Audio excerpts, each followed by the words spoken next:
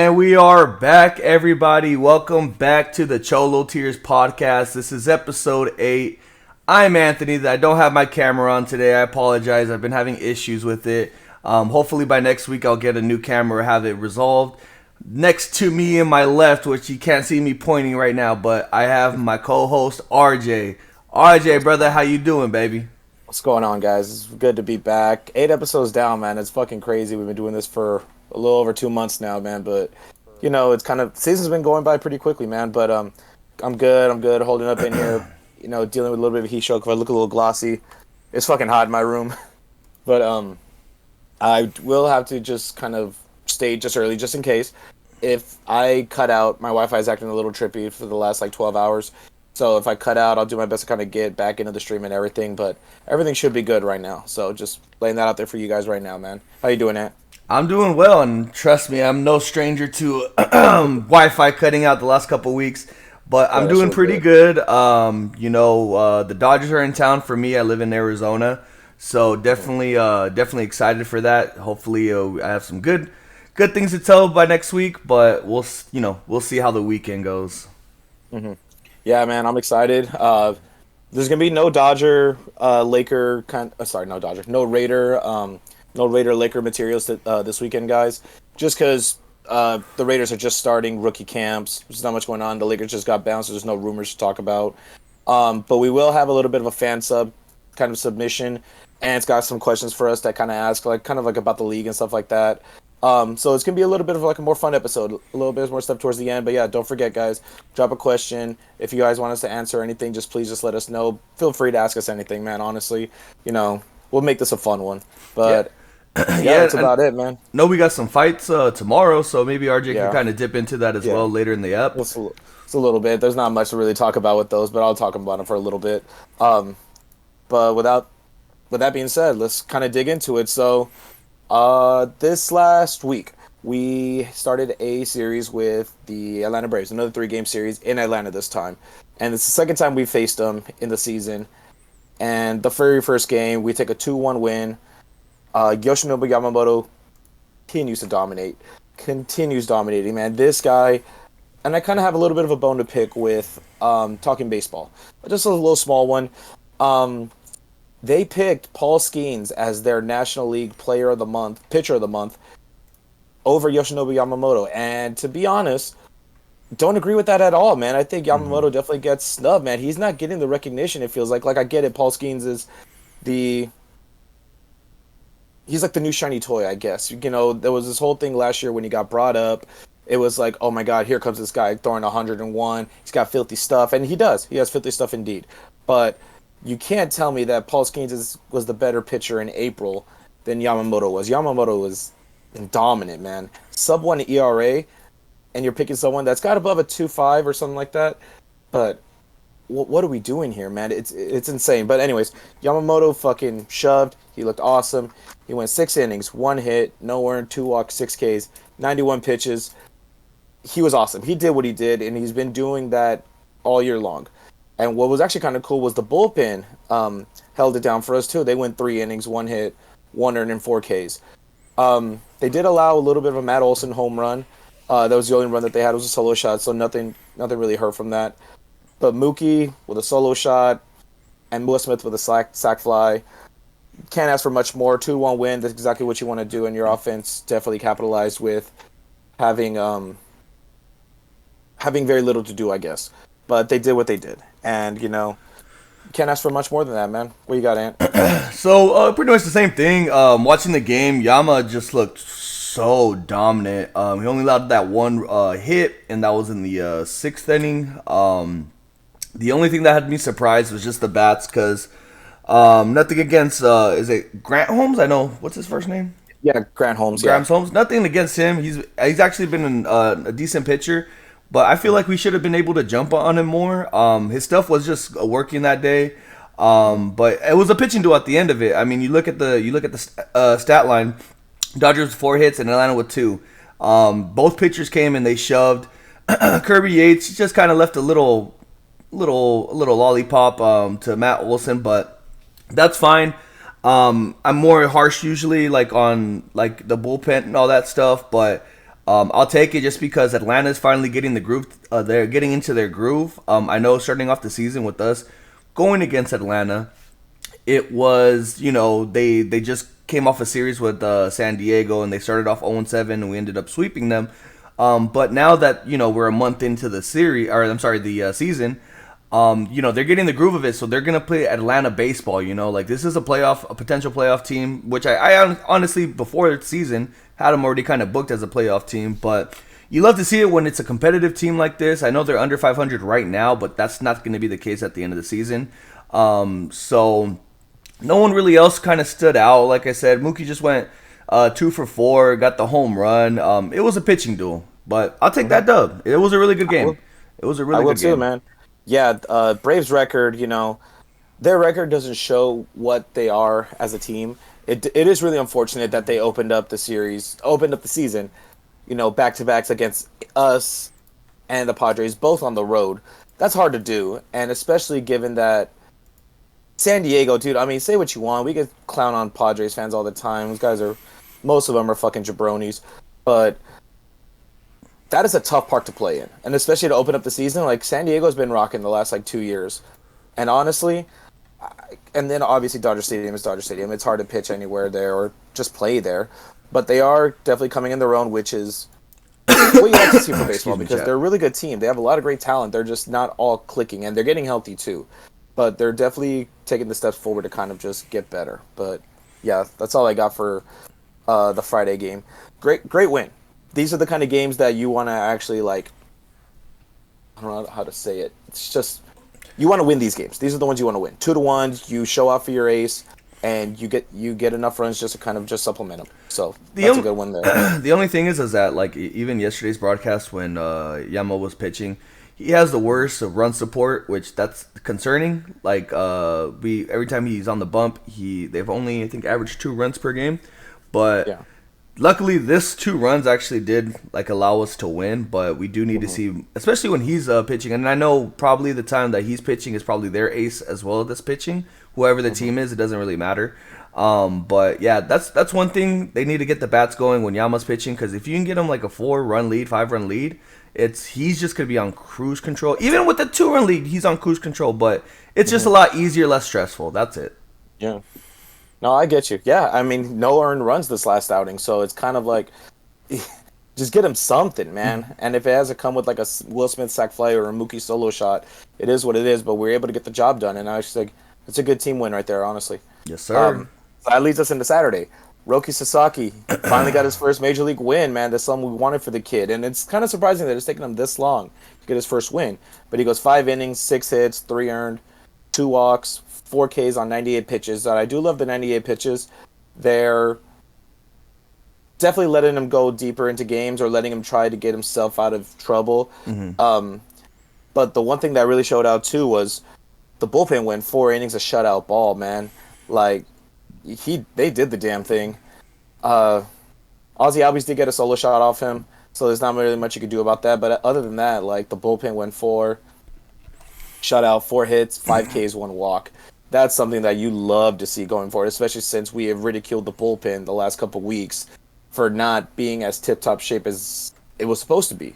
Our bullpen was supposed to be a big weapon for us, and it was supposed to be after 5 innings, we go to the pen, it's lights out. And that's what we got this time. It is actually good to see. The offense showed out. Freddie Freeman hit a 3-run shot, and then Ohtani with a solo shot. Just bats were out all around, man. It's nothing you could ask more for that, but... What you got, Ant? So yeah, this was the game that actually had the 3-hour rain delay. For us in the West Coast, it does not matter because the 3-hour rain delay would still be 7 o'clock for us. I know they started at 10 o'clock local time in Atlanta, which I do have a question about that for you after I break this down. But the bats were going today. Freddie hit the home run. Ohtani hit the home run. Everybody looked good. The only thing is that I don't know why we're slowly kind of integrating, slowly shoving or putting into the lineup Kim. I know he got called up this series. I'd much rather have saw Kim start start that game rather than Chris Taylor, because Chris Taylor is 0 for 4, and you already know how I feel about Chris Taylor. Just a walking strikeout. Um, but Roki did his thing. He, like I said, there was times where he looked shaky, but the bounce back that's a very good sign.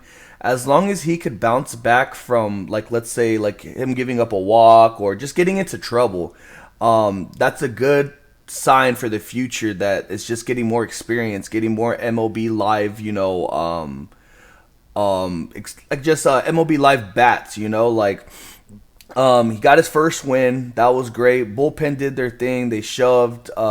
We win the game 10-3. And my question to you, RJ, is on social media, there is a lot, especially because a lot of these West Coast teams, us, San Diego, and Arizona, were out east. We all experienced a rain delay. Do you feel like that? Do you agree with a lot of the fans saying that anything west or east of the Mississippi needs a dome for their stadium? Ooh. Fuck. Anything east of the Mississippi. See, I'm gonna say no. I'm gonna say no, mostly because I have PTSD of the Trop, but I do get like Globe Life having having a dome, and Milwaukee having a dome. Retractable roof and stuff like that, right? A retractable roof. Okay, yeah, that I get. That I'm okay with. I think, especially with, it feels like it's a little bit more frequent since the pandemic, has it not? Like rain delays just getting like increasingly worse on the East Coast. Like we're in the middle of May or beginning of May, and there's rain delays in Atlanta. Like it's supposed to be springtime. I think that I've never given that much thought. I say why not, but obviously, it's going to be a whole lot of hurdles to kind of get over. The Braves just got a brand new park, and now you want to slap a fucking retractable roof on it. But yeah, I think, fuck, that'll take years to get done, honestly, with like legislation and everything and stuff like that. But I know, like why not? Realistically, yeah, that will. But like I guess your thoughts on like it's right. if like just like let's say if it could happen like in a snap of a finger, like would you be like, oh hell yeah, yeah, exactly, yeah, exactly. Especially given that this is a sport that heavily relies on good weather. This isn't football where you can play in the rain or in the snow. Obviously like thunderstorms, they kind of call it for a sec, but they get everyone back on the field. And obviously basketball, it's all indoors. Soccer, they play through any weather aside from snow. Like I think snow they don't really play through. I'm not entirely sure.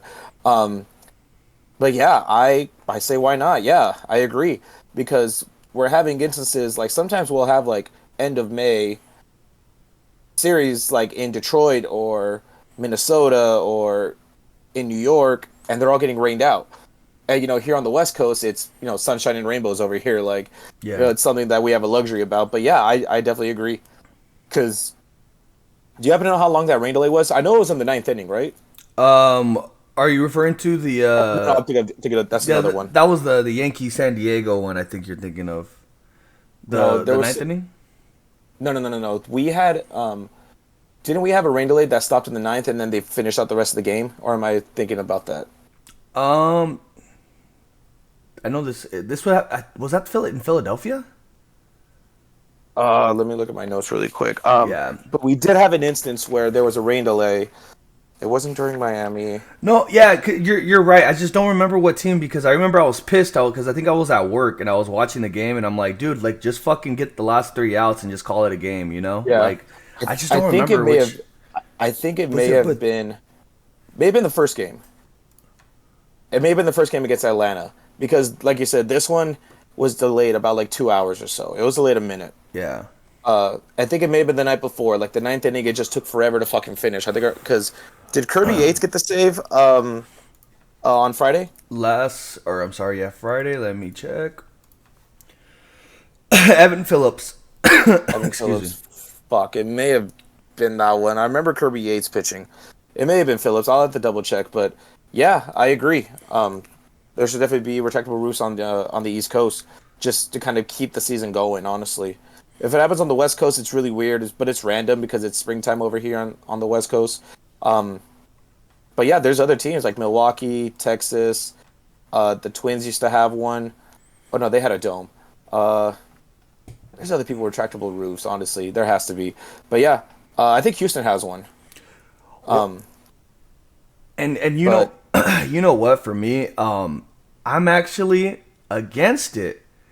I'm not a big fan of it. I know that Mhm. it's been increasing, like the rain delays have been increasing lately, like you said, post COVID. But I feel like even with that, right? Like, I just like the aesthetic of all the every stadium's unique, right? Mhm. And just like you said with the PTSD with the Trop, right? And also years ago, if you remember how what Minnesota played in, that was Mhm. not a pretty looking stadium. It looked Dude, like that shit was dog ugly. shit.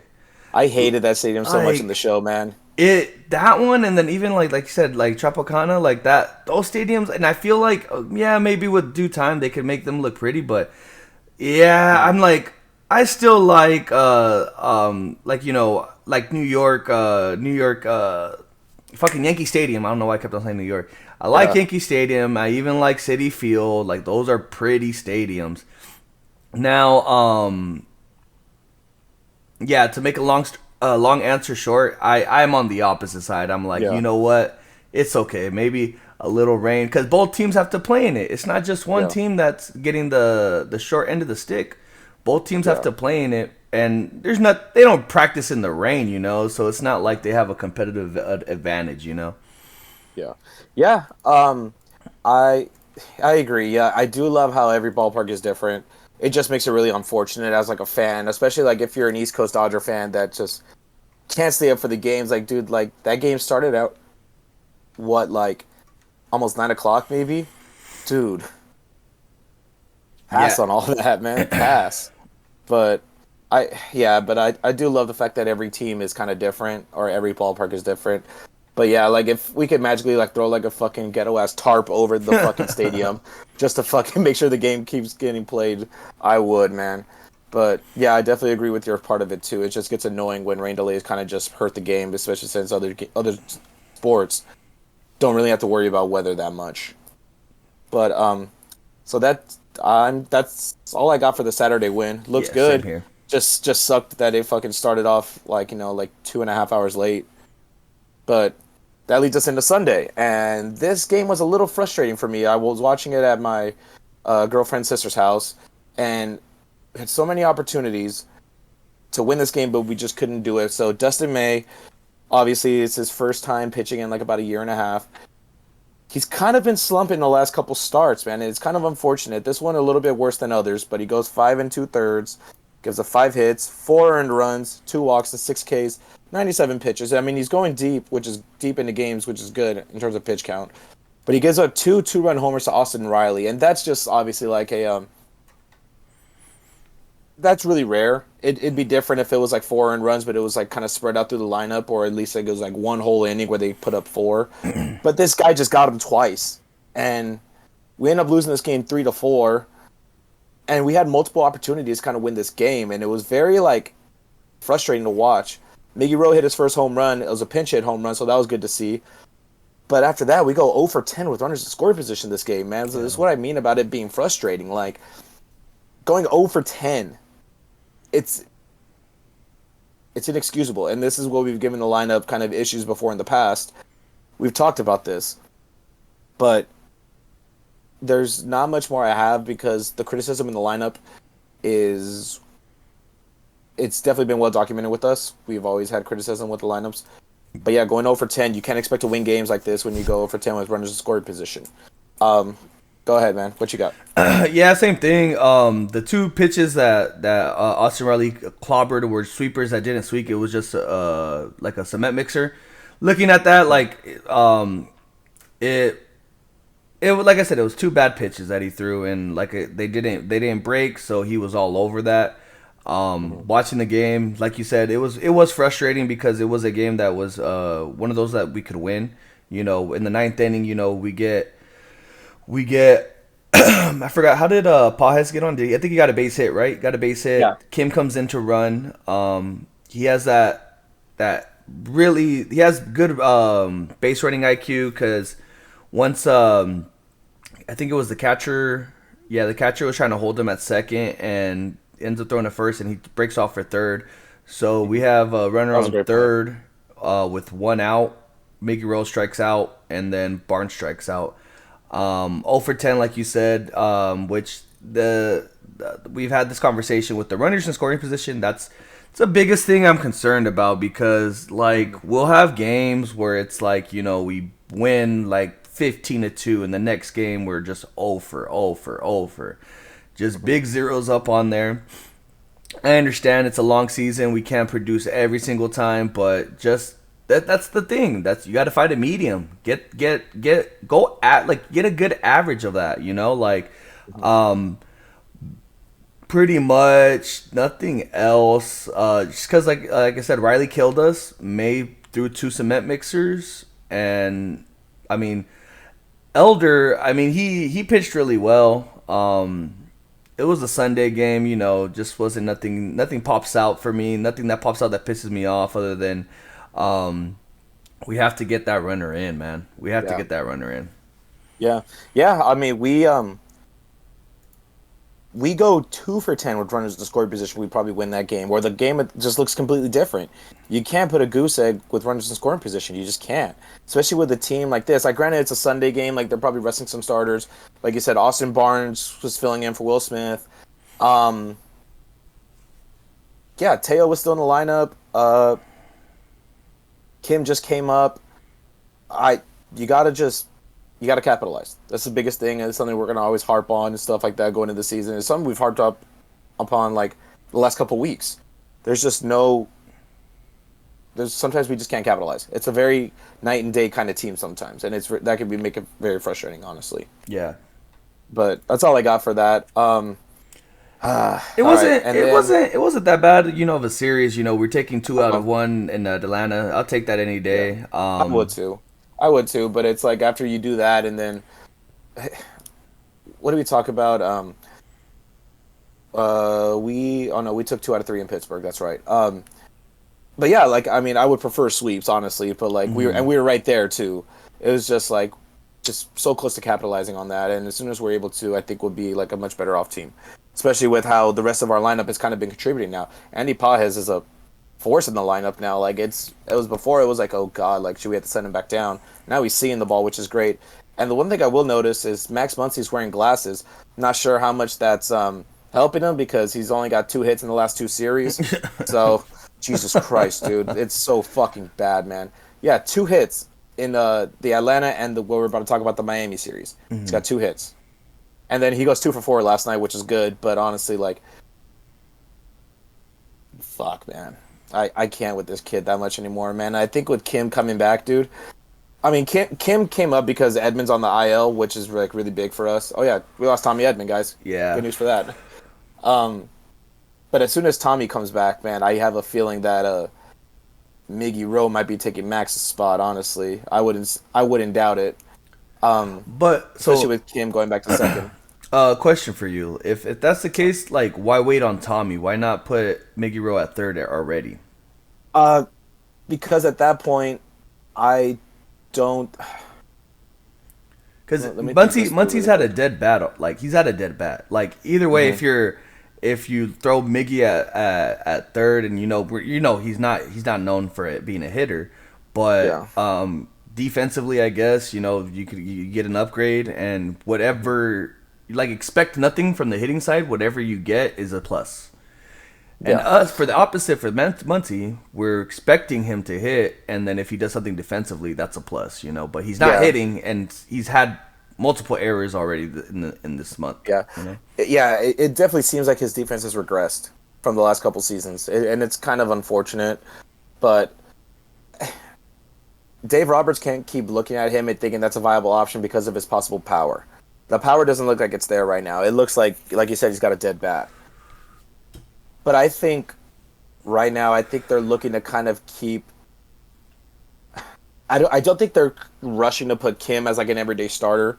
I think what they're doing, like starting him sporadically and kind of just easing him into Major League Baseball, I think is a good idea. But I think that's what we're waiting on, because I think there's a good chance. I have notes of it. Where's it at? Oh, okay. Yeah, so the very last game against the Marlins, we'll talk about it in a little bit, but I'll just get to it right now. We started Kim in center field.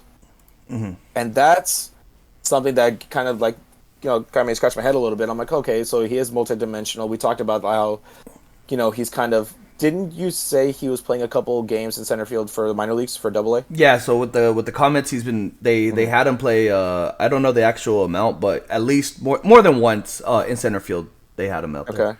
Okay. What I think is going to happen going forward is once the team is pretty much healthy, I think we're going to keep Kim at second. I think he's a more natural second baseman. And I think Tommy is a lot better of a fit in center field. Slide Pages over to left because guess what, man?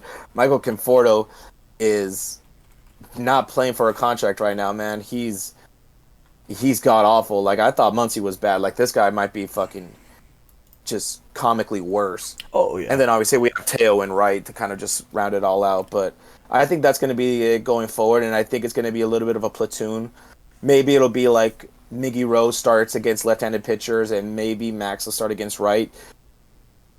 But at some point, you got to look at the defense, and we talked about the defense. I think it was in the second Miami game where Kim had a throwing error and Muncy had a throwing error.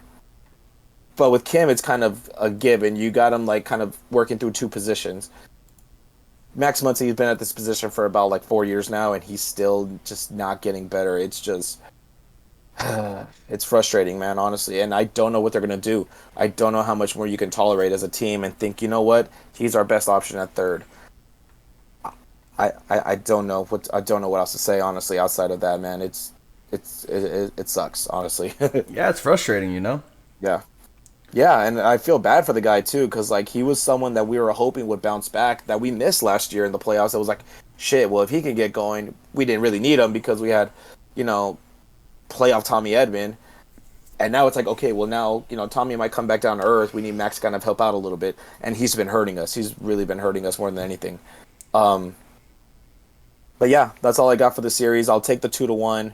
Would much rather like a sweep, but, I think I'm just being a little greedy there. But that leads us to a series in Miami.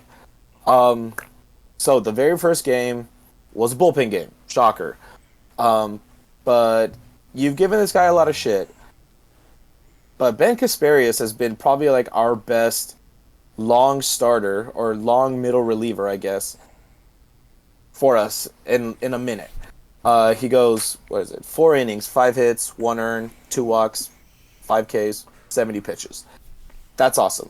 I'll take that. I'll take a starter. Well, because he didn't even start the game. I think Jack Dreyer came in and started like an inning and a third to open the game, which is fine. I'll take that. Get Jack some work in, and then here comes Ben to kind of just really stretch it out and really take up a big chunk of the game.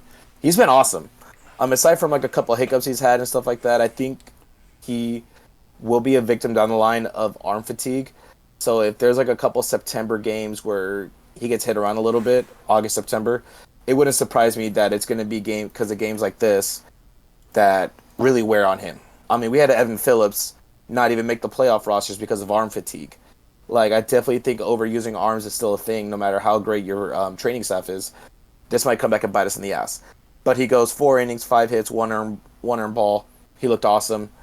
Freddie and Ohtani both hit 2-run homers, and they're both off Sandy Alcantara. Dude, I feel bad for this kid.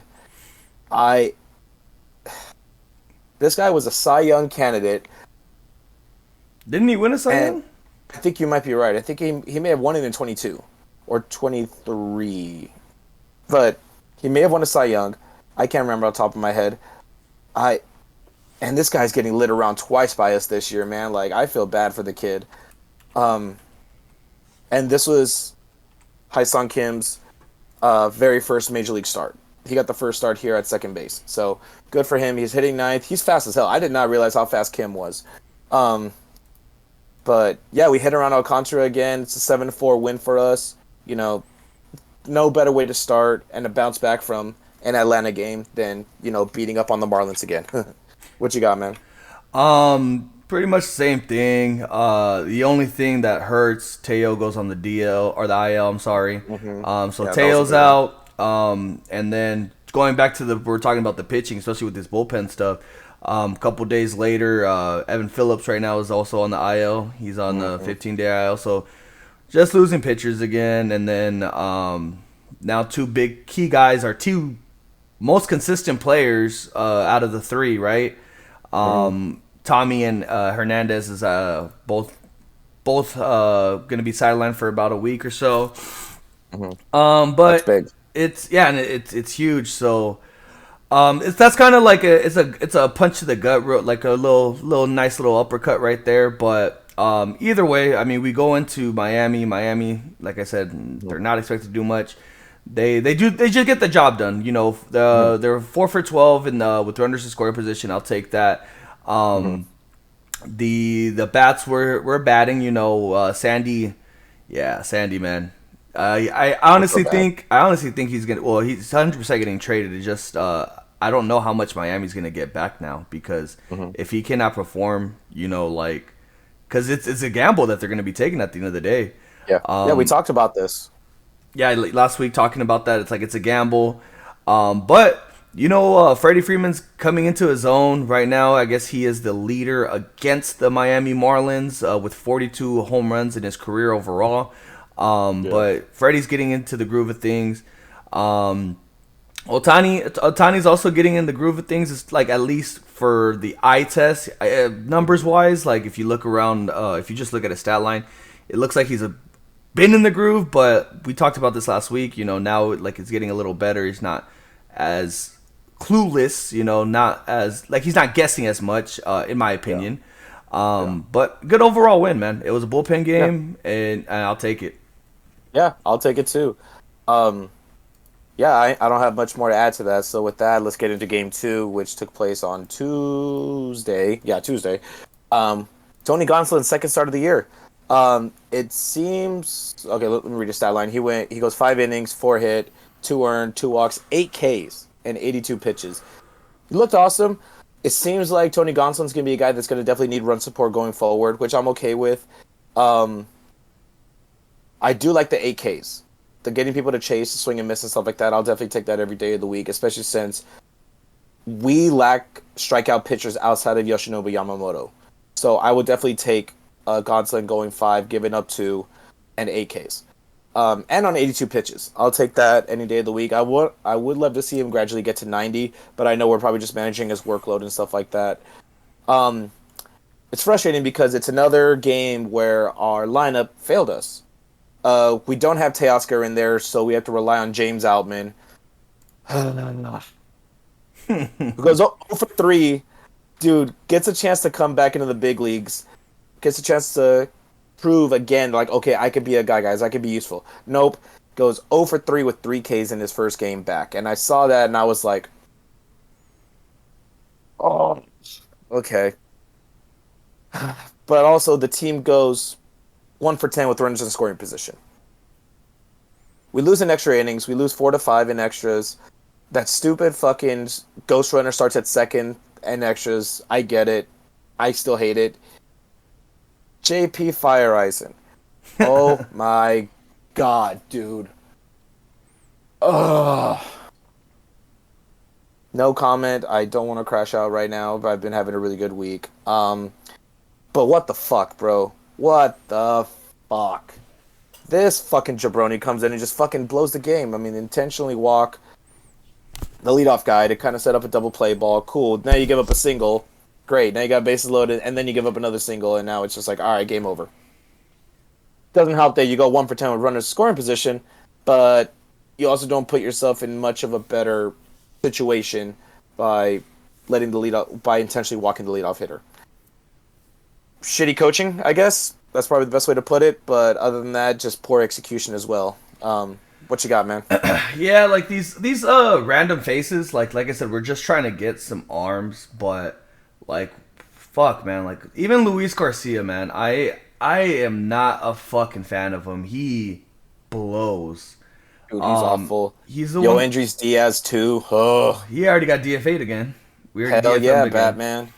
Hell yeah. So these guys, like even coming into the series, because I remember that name. I'm like Garcia, looks familiar, and I'm like, oh, he played on the Angels, and I'm like, he was dog shit there too, and that's saying a lot because that team is dog shit, by the way. If you're dog shit on a dog shit team, yeah, that's bad. So Garcia comes in, blows the lead. We once again go 1 for 10, like you were saying, and looking at Miami side, they go 5 for 12. So like that's the difference maker. I mean, like it's just you get the ghost runner at the top of the 10th and couldn't do nothing for it. You know, like they come in, then we have this guy that's probably gonna be packing my fucking groceries at Fry's. You know, come in and pitch and just does horrible. Like it's just. Yeah. Luckily, it was just that it was a 10th inning and it was a tied game. Because I honestly think he would have probably gave up 5 runs if it was like in the 6th or 7th. You know, like it just he's not a major league pitcher, but like I said, Wasn't fooling anyone. yeah, like he's just a filler. You know, that's another pitcher that we're adding to the roster. You know, I think he already got optioned down, so he's in the minors again. Yeah, I mean the good thing is that you know Freddie, like I said, hits a home run. Otani got one as well.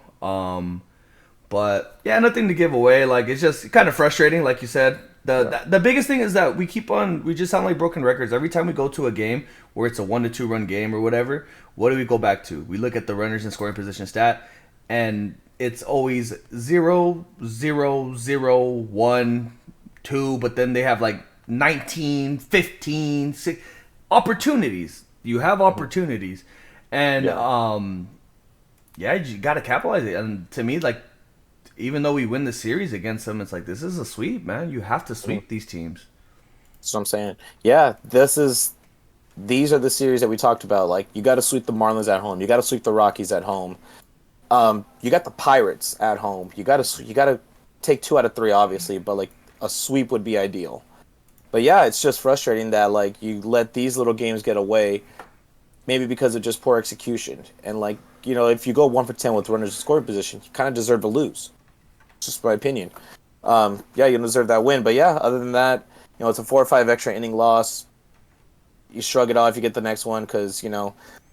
This next game, Game 3, is something that's kind of funny. It makes me really see that, damn, Otani really loves playing in Miami, man. He does, dude. He loves playing in Miami. He is a monster when it comes to playing in Miami. Dude, he loves playing in Miami. So we win the next series. We win the series against Miami. We take Game 3. It's a 10-1 win.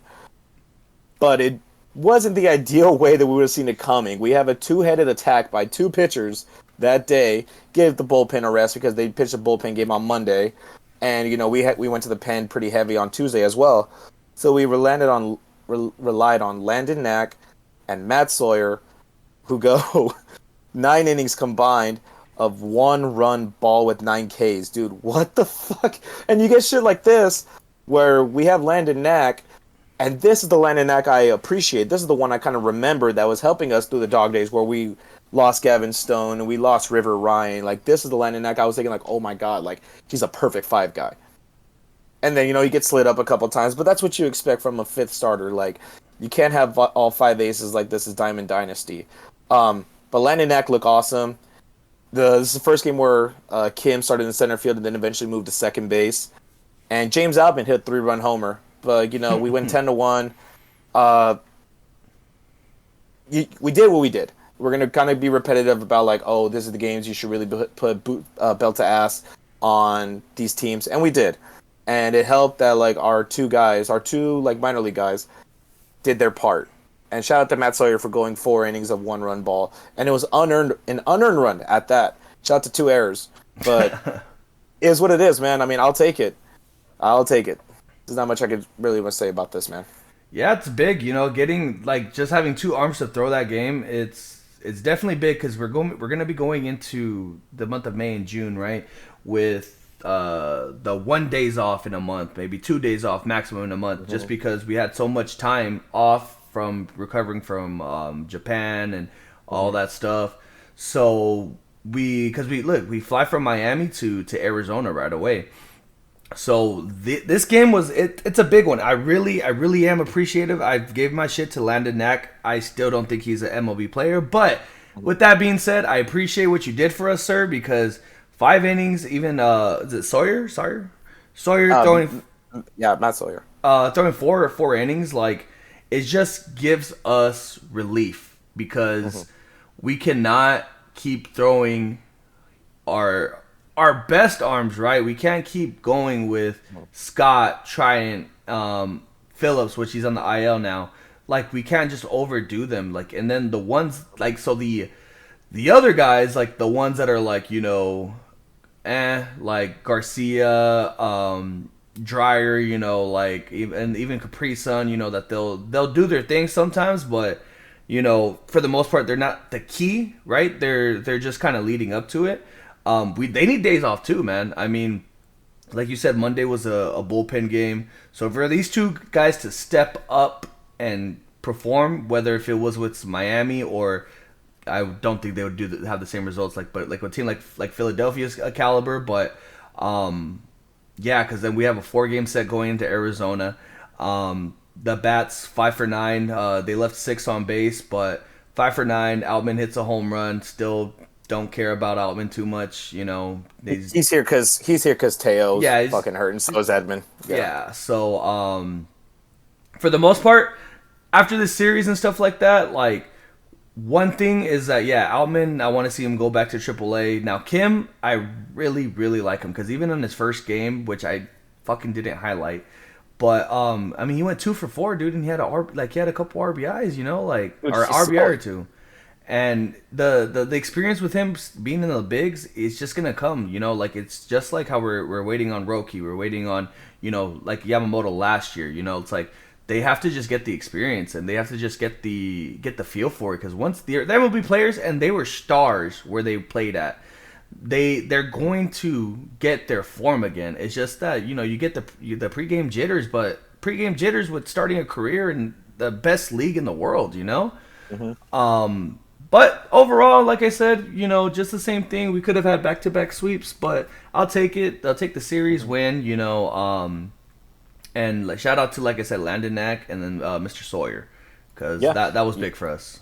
Yeah, that's definitely very big. Yeah, especially when we have one of the more important series starting. It started last night, but we have one of the more important series is early on. I don't. It's fucking. Yeah, it's hard to say, but we have a 4-game stint that started last night in Arizona, and so we lose 3-5 last night. And Yamamoto looked a little human. Looked really human. But, he gives up 2 home runs, one of them being a grand slam. 5 innings, 6 hits, 5 earned, 1 walk, 4 Ks, 88 pitches. He gets hit around. And the D-backs, we've talked about it. The D-backs are a team that we should not be taking lightly. I mean, you've seen them play before. You've seen them put just ass whoopings on people and stuff like that. I think you said you saw them play the Brewers, right? Yeah, the Brewers got their ass whooped though that game. Dude, yeah. I'm sorry. Arizona team. I'm sorry. The Diamondbacks got because it was Erod pitching. Oh God, he's awful. Yeah, so Erod was pitching. My apologies. Arizona got their ass whooped that game. It was like 7-0, I want to say. Jesus. Okay, that's pretty bad. But yeah, this Arizona team, they're going to be scrappy against us. And Yamamoto looked human. There's not much I can say about that. You're going to get one of those every time because the last time we saw him be human was against Paul Skeens. And that's not something I'm going to hold against him. I still think he's the best pitcher in baseball right now, easily, without a doubt. You get hit around. It happens. You bounce back. Ohtani hits a solo shot. There's not much more I can say about that other than, a couple guys got a hold of Yamamoto and just kind of, it happens. It's baseball. But we got 3 more games starting tonight. Just got to bounce back, honestly. Tonight we got Roki, I think. Yeah, so... It'll be a fun one. Yeah, I was at work yesterday, and like I said, I don't care about doxing myself. I live in Arizona, so one of my buddies, he has the T-Mobile where he gets to watch the games or whatever. So we're there at work watching the games. We're just going back and forth, just because a lot of my coworkers are big, are Arizona Diamondback fan. So yeah, he was letting me know the updates. That there was a couple errors. I don't think they counted them, but there was just because they didn't have any errors. Because I think at the end of it, like it was considered a base hit because you can't determine if it's gonna be an actual double play or not. Anyways. So, Yamamoto, it's gonna have a game, dude. Like, it's gonna be like that. Like, if someone asks me, like, hey, are you concerned after that? hell no. I'm like, he has not shown any. He hasn't give me another reason to be concerned about. Games like this happen. Now, the thing that does fucking piss me off, which I wish I had my camera right now, is why the fuck does fat, whatever, what is it, Brandon Font, some shit like that?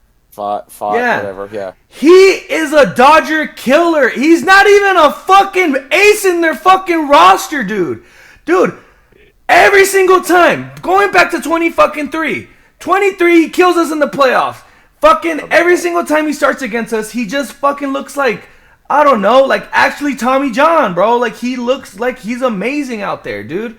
Like Nolan Ryan, like, you know, Pedro Martinez type shit. And I think he's a lefty, so I don't have it listed any lefties, but you know what I mean. Yeah.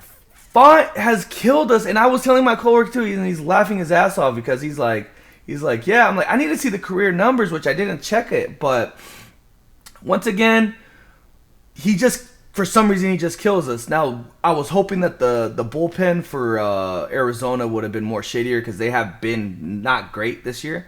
Yeah. We had opportunities, just didn't capitalize on them again. Final box score for that was going to be 2 for 5, even 2 for 5, but runners in scoring position, we only had 5 opportunities. Like that's an issue too. Bot held us down, dude. 6 in the third, 4 hits, 6 Ks, no earned, man. Yeah. He held us down, man. Yeah, I mean, trust me, man. I, as someone that like has had to follow the D-backs because of just how Major League Baseball's kind of glazed their rotation as one of the best ones. Like I remember when they signed Corbin Burns, who I think is the most overrated pitcher in baseball. I think that guy's fucking nubs.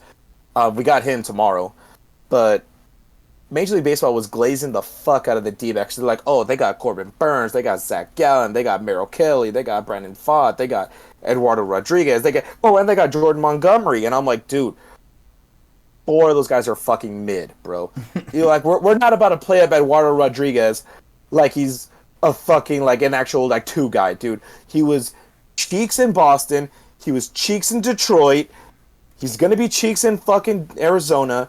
Like, he is not him. He's not him. I don't care what you say about it. Jordan Montgomery captured lightning in a bottle the second half of the season last 2 years ago in Texas. Good for him. Got a bag. Salute, brother. You are cheeks also. Look at me in the camera. You you are awful. Thank you for listening. Yes, they are an overrated pitching staff. And Zach Gallen has been asked this year. Corbin Burns was blown in Baltimore, bro. Like, they thought he was going to be the second coming of Jesus by how good they were making him seem to be. And I looked at his career numbers last year. Not that good. Not that good at all. And he gets a bag in Arizona. Good for him. Maybe he'll turn it around. Nah, man. You're playing against fucking hitters in the NL West, brother. You do not want this. You go from Milwaukee and you're playing in Cracker Jacks like the Reds, the Pirates, the Cards, the Cubs. Go enjoy the NL Central, man. You come to the NL West, you got the Padres, you got the Dodgers, you got the Giants, and you got just nothing but killers in your division, man. Like, you're going to get lit the fuck up here. But yeah, that's all I got to say. We got Zach Gallen. When do we have Zach Gallen, actually? We got to fucking find that out. Sunday. So we got him Sunday. Tonight, who do we have? It's Erod, Burns, then Gallen. So oh my god, dude. We got to win these 3. Now the thing is that yes, Erod is buns, but I swear he just turns.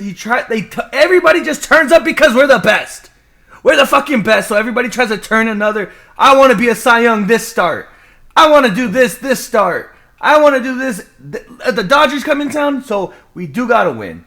Because like I said, if I end up buying a ticket tonight, I want to see some bats going. I want to see Roki fucking shove it down their throat. Because especially that I am local to Phoenix. Now been 5 years since I moved from California. I always get those dirty looks when I wear my shit, and I'm like, yes, that's called being a fucking winner. That's being a winning franchise. That's being a winning team. Mm-hmm. So I can't wait because I'm for sure 100% going tomorrow. Oh, it's at 5:10 first pitch. Okay, I gotta. Tonight's at 6:40.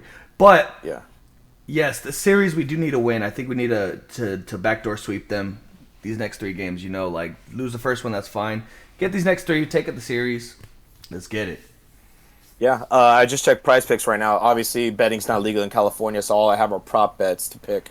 They have Eduardo Rodriguez listed as 3.5 earned runs allowed today, but I can only pick the over. So I think he'll hit the over. Honestly, that's one of those little red demons you got to fucking pick and be like, you know what? He might give up more than 3.5. He might give up 4. That seems kind of normal. I think. I think we tee off on Erod tonight, man, and we have to. We have to really make a statement like, hey, you got our ace tonight. We're gonna beat the shit out of your fourth guy right now, man. Like, it's gonna be fucking easy. Um, but that's all I got. I can't wait to hit Corbin Burns. You're gonna have a great pitching match tomorrow, man. With wait, Glasnow's hurt. May. It's gonna be May, but I'm still excited because I mean, I'm a May glazer. I really like, Yeah, even though the last couple starts have been shaky, Rocky. but it's okay. I mean, we knew that was gonna happen anyways. Like, we didn't think he was gonna be able to keep this streak of when he first got called up or when he first came back. He's gonna keep this kind of momentum going. He was gonna hit some bumps. And I think this is going to be a great test for him too, especially like in a very big hostile environment. It's prime time on a Saturday. It's going to be a perfect environment, and him dueling Corbin Burns is going to be awesome to see, man. Um, So but yeah, that's all I got. if Go ahead, man. I have a couple questions for you, and we could just rattle them through. I just want your first honest boom, just first thing that pops in your head, okay? Okay. So RJ, do you have a player of the month for April for the Dodgers? Offensive For or us, offensively or pitching, just overall. What's the first? overall, I'd probably have to say Teoscar Hernandez. Teoscar Probably have to Hernandez. say Teo. Probably have to say Teo, man. I feel like he's done a little bit more with runners on. Obviously, he's leading our team in RBIs. I feel like he's just been there. He's been a little bit more clutch for us with the bat, with the power. I think he's done a little bit more. I do love my Tommy and Yoshi, but I think Teo's kind of been a saving grace in our lineup, especially in like the middle of the lineup where we needed him the most. Yes, sir. I agree. Who will wake up / step up for the month of May? Ooh.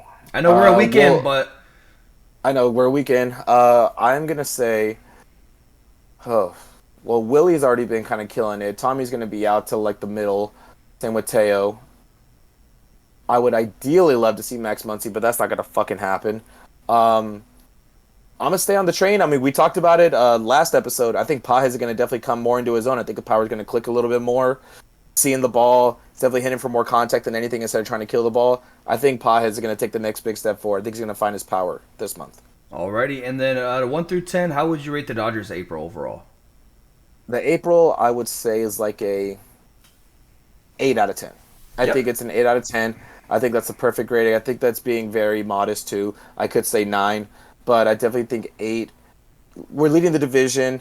We've had a couple of hiccups, but I feel like in those hiccups we've addressed them like a week or so after. So we have that road trip with the Phillies and the Nats at the beginning of April, and then we kind of just address it all together at the end of the month / the beginning of this month. So I definitely think we've addressed it.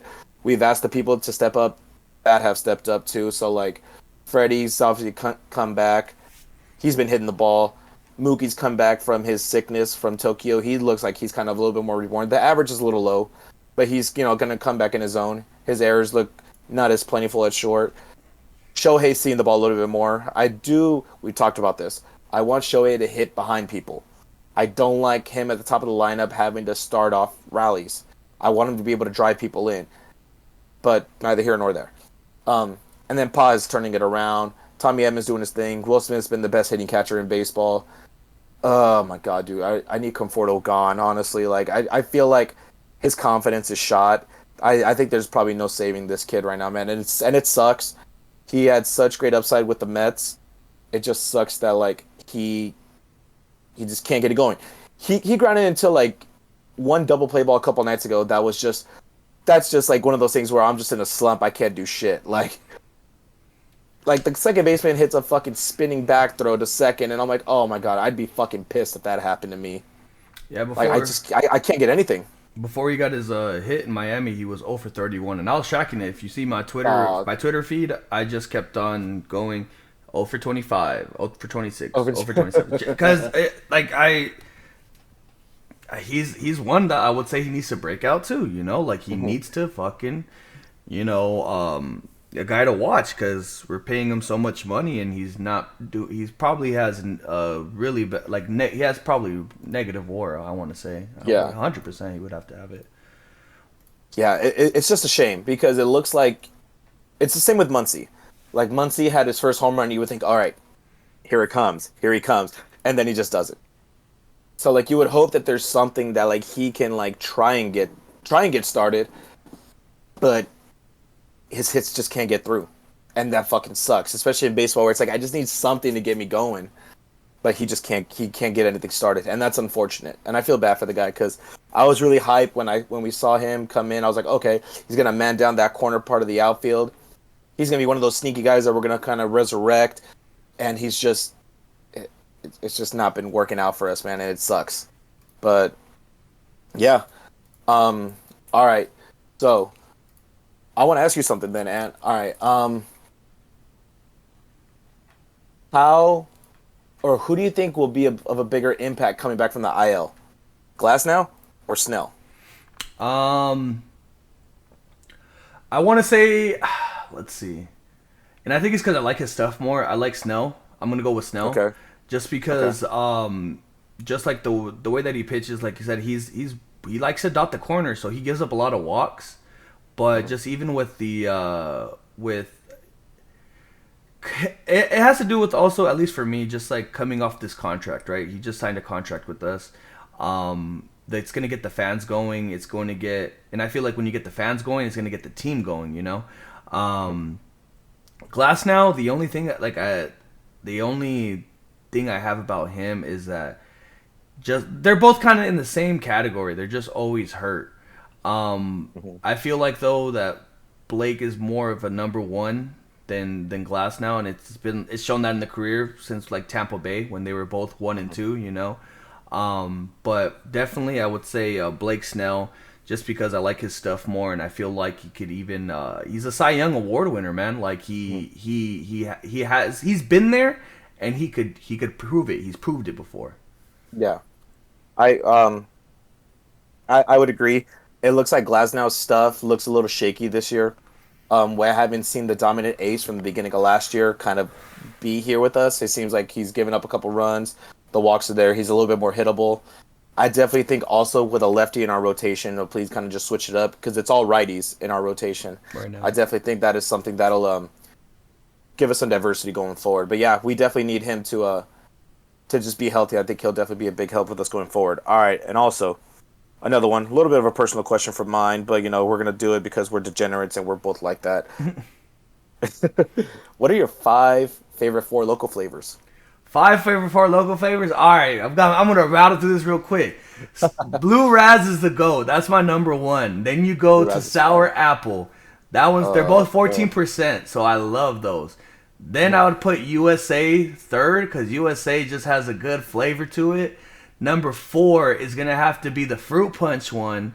Not the Yeah. don't get it mistaken with the 14% because fruit punch they have a red one that's also 14%, but the fruit punch one is 12%. That one is fire. And then number five, I go OG. I'm a watermelon guy. Ah, dude, that watermelon one's fucking gross, bro.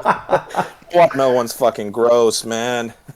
I can't stand that one, dude. Okay, I can't stand artificially flavored watermelon anything. So, like watermelon, like White Claws or just whatever. Like, I can't stand watermelon flavored anything. Like actual watermelon, delicious. The flavored one, not for me, man. You're a sick fuck for that one, dude. Um, I will say the sour apple, the fruit punch, and the blue frost. Remember that one? Oh, okay. The blue frost. Those hold a little special place in my heart because whenever I was like, waiting for payday and shit like that, there's a Circle K down the street from my house. You remember where it's at by the air Yeah. base? Yeah. So that Circle K would only have those three flavors. So I'd be like, all right, a 2 for 6 get lit kit would be like a tall can of Dos Equis and a Four Loco, and I would play video games all night with that. Just easy, man. It got the job done. But I'll go my five. The number one for me, the strawberry lemonade, man. Strawberry lemonade is goated as fuck, bro. Oof. Strawberry lemonade is a goated fucking flavor. Like I remember there was a liquor store over on Day Street. You know that Conserve Fuel gas station across from Yeah. like B Dubs and shit. Yeah. So that would be the only place that sold strawberry lemonade for locals during the pandemic. So I would go after work, get me two of those, and give me like a 3 pack of tall cans. I wouldn't drink them all in one night, not fucking crazy. Um, but I would have one and then some tall cans after a fucking day of work. And Oh god, I love strawberry lemonade. So it's strawberry lemonade, blue raspberry, USA, the peach flavor. Peach is fire. Oh, that one The I peach one, can't. peach one's fucking delicious. And then blue frost. Blue frost is fucking goated, bro.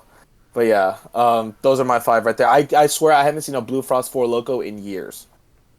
Um, oh my god, dude. Yeah, the watermelon one. I haven't seen a watermelon one in years either, man. That's fucking disgusting. That's fucking It's gross. nostalgic, bro. It's It is. nostalgic. It is. But like that's where I go sour apple more. I'll take sour apple or fruit punch more than the fucking watermelon one, dude. Because that What watermelon about one looks at me and I'm just like, honorable ugh. mention? The Honorable four mention local. sour apple. Honorable mention gold. Dude, that one's fucking disgusting. One of my friends got me one of those for my birthday in 2020, and that shit sat in the fridge for like 4 years.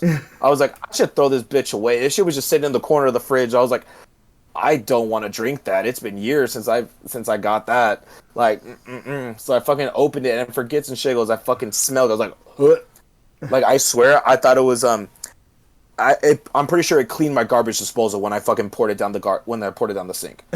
Fucking, I don't even have to turn that bitch on. That fucking cleaned everything out. But yeah, man, nothing like a good Four Loco, man. I don't care what people say. That you are never too good for a Four Loco. I don't care. You are never too good for one. But That is true. leads us into the couple questions that we did get. We didn't get many this time. I think I sent it a little too late or whatever. But one of them we got asked is, what made you guys want to start a podcast? So that I'll actually give to you, Ant, because you had the idea for Cholo Tears. Yeah, dude.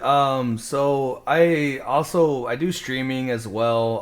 I stream video games. I also have another affiliation. It's called Los Foos.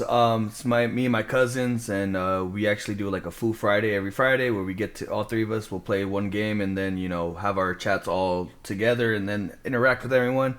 But this was actually the podcasting was actually before we started doing that. This was back in October because it was postseason ball, and I have a good news for you, RJ. I have recovered that fucking first lost podcast. Yo, I could PM it to you so you could just hear it and then shit, dude.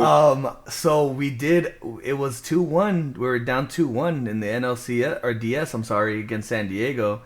And me and RJ would always just shoot the shits, like talking about. At first, I approached him like hey, we should do a podcast because I feel like ball. You tried to do a podcast back in the day, I remember. And I'm like, ball, I know ball, let's do it. And I think what motivated us to do it at that time was they were getting their ass kicked.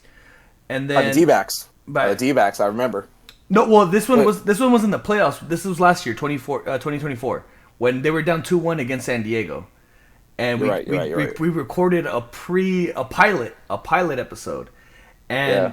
I couldn't figure out with the editing stuff, so that went dead for a bit. Then coming into the season, RJ hit me back up and he was like, "Hey, like, are you still down to do this?" And I'm like, "Yeah, dude." I'm like, "Let me try to figure this shit out first. Let me try to figure out all the." And we still have I still have technical difficulties, which even on both sides, where it's my streaming and this, I'm figuring it out. But fucking up is always the best way of learning. Shit that happens is always the best way to learn. But yeah, we both know ball. We both gotten a little closer, since then. Like we're talking a lot more often, and it's badass because we all love the three teams that we watch. We're the same. We're in the same boat. We love the Dodgers, which me and him know majority. Like that's our highest IQ. Is with the Dodgers. I'm lower with the Raiders, and I know I'm more with the Lakers, and I know a little more with basketball and the Lakers, and more football and the Raiders. So that was it. Yeah, that was an easy one, honestly, man. And it was mostly because like I would crash out on the Raiders like almost every fucking week last season, and I was like, dude, this is fucking perfect. And then that's when you started approaching us, and that's when the postseason came about, and he was like, yeah, like let's do it. And I was like, fuck it, let's do it. And yeah, it was kind of hard because like setting the time aside and setting like the day of when we wanted to do it was kind of difficult, but also like, yeah, we have fun doing this. Honestly, it's something I look forward to every fucking Friday to come and just shoot the shit, talk the ball, and record, have some fucking laughs and shit like that. But yeah, that was how we decided we want to start a podcast because we just had so much to talk about that crashing out on Twitter wasn't enough, honestly.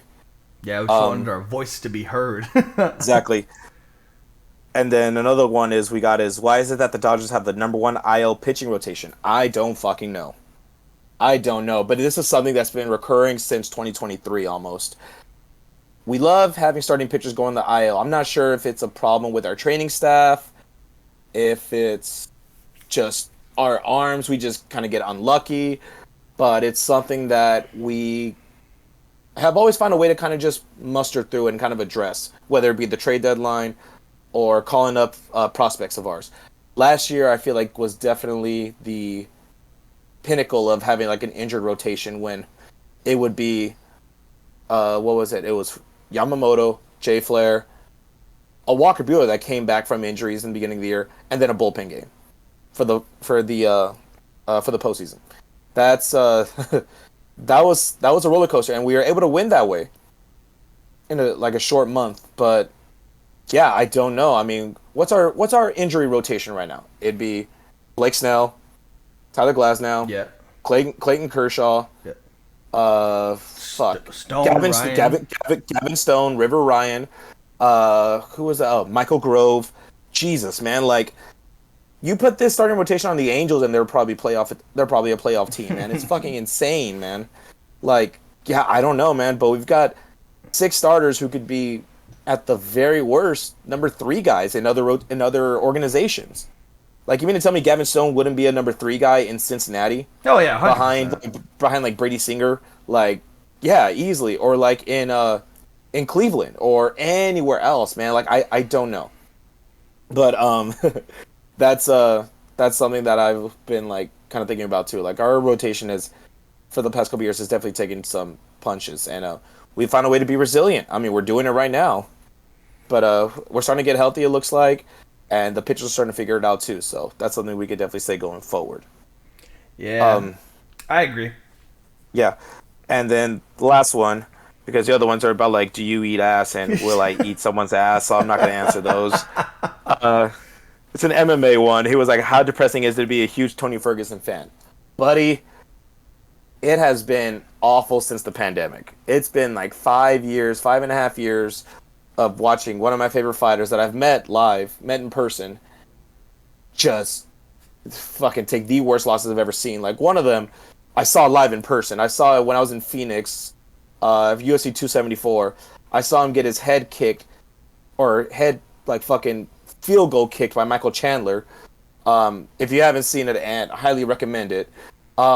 Literally gets his fucking chin rocked on an up kick. And then I watch him get his ass beat in 2020, just in an Apex where you just hear all the punches fucking land.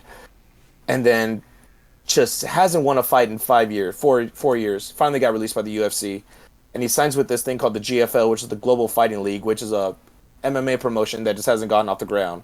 So he's going to fight again for like this fucking B League. It sucks being a Tony Ferguson fan, man, especially meeting him live. He's the coolest guy ever. I met him in 2019. Right in the peak of when he was about to fight for the title, and then just so many things out of his power just got in the way. He couldn't get a shot, and here he is now, man. It's awful being a Tony Ferguson fan, man. It fucking sucks, man. But that's about it. I'll send you that knockout, dude. It's fucking brutal. It's insane. It's fucking bad, man. But yeah, that's all I got. We got some hooligans in the chat right here. It says, I was literally going to ask you what's your favorite ass-eating position. Not going to answer that. Not going to answer that. Chat. Not gonna. You're always wild, chat. And by chat, I mean Blizzy. You fucker. Blizzy.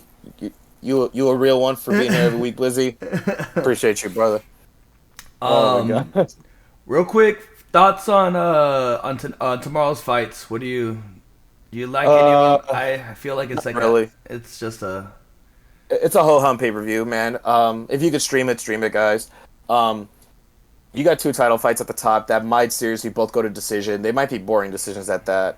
I've probably got a Bilal decision in the main event, and the co-main event I probably got a Shevchenko just neutralizing Manon Fiorot. There's no other fights good on that card, man. I'll be and swear, like you can try and find other ones, but like you're probably looking at a main card that has all 5 of them going to decision, man. Like, that's how awful it is.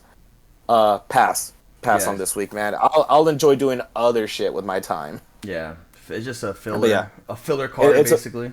Big filler, man. And I feel bad for Canada because they get 1 card a year and they get this fucking snooze fest. Oh well, but I got some stuff I gotta do, man. So we might have to cut it right now. So it says if Balon wins, we get Islam versus Topuria. So I'm betting on him. So that's what we get to. But also, would prefer if JDM were to win, we get JDM versus Islam. Like I would prefer that because I don't want to see my boy Ilya lose to Islam like that because I think Islam might probably win, but Ilya makes it fucking difficult. But if Islam moves up, we get Oliveira versus Topuria for the title, and that'd be a banger. That'd be a fucking banger. So that's something I'd be looking forward to. Yeah, we got to wrap it up. I know RJ said he's gonna take off. I might be taking off to go see the Dodgers tonight. I'll see what's going on for my thing. But guys, once again, appreciate you guys tuning into the podcast. Don't think I had any technical issues today, so thank you, Wi-Fi gods. But I am Anthony, once again, one of your hosts of your Cholo Tears podcast. We have RJ right next to me, and we will be back again next Friday at 2:30. Oh yes, that's also a thing I will get with RJ about. We're going to see what we could do with that because I will be in California next week, so it should be a banger one. So we'll get to that. Once again, follow us on the socials. Follow us on Instagram, Cholo Tears Pod. I am Anthony. He is RJ, and you have a good weekend, boys. Peace.